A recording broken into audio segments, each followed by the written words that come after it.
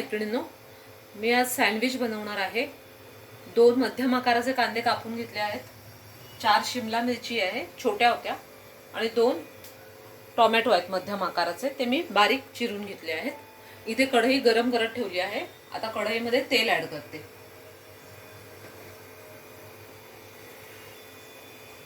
तेल तापलं आहे, गॅस बारीक करून कांदा ऍड करते।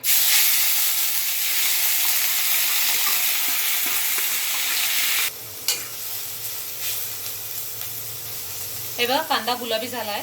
आता त्यात शिमला मिरची आणि टोमॅटो दोन्ही आपण एकत्रच ऍड करू।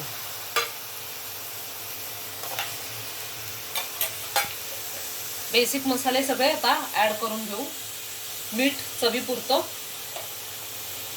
थोडीशी हळद, अर्धा चमचा मी हे घालते, फक्त अर्धा चमचा घालते मी घरगुती मसाला आणि अर्धा चमचा मिरी पावडर घालते। जास्त हे तिखट नसतं, सँडविच साधंच असतं।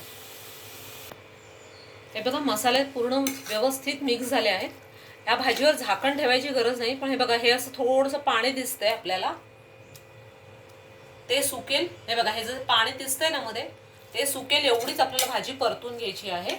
झाकण ठेवू नका, नुसती मंद गॅसवर ही भाजी परतून घ्या। हे बघा भाजी तर पाणी सुकलं आहे, मी गॅस बंद केला। आता ही जरा थंड करून घेऊया पूर्णपणे। तोपर्यंत मी सँडविचची हिरवी चटणी वाटून घेते।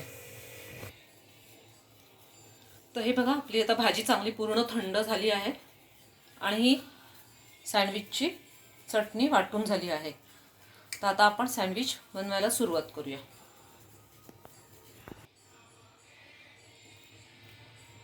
ब्रेडच्या 2 स्लाइसना बटर लावून घेऊया।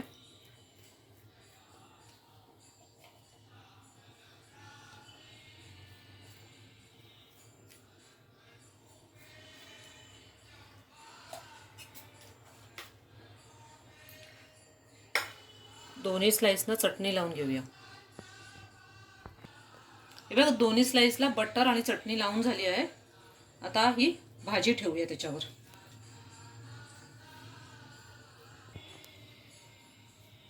हे बघा भाजी ठेवली आपण एका साईडला। आता बंद करून घेऊया। पॅन तापला आहे, पॅन मध्ये थोडं बटर लावून घेऊया आणि दोन्ही बाजूनी खरपूस भाजून घेऊया।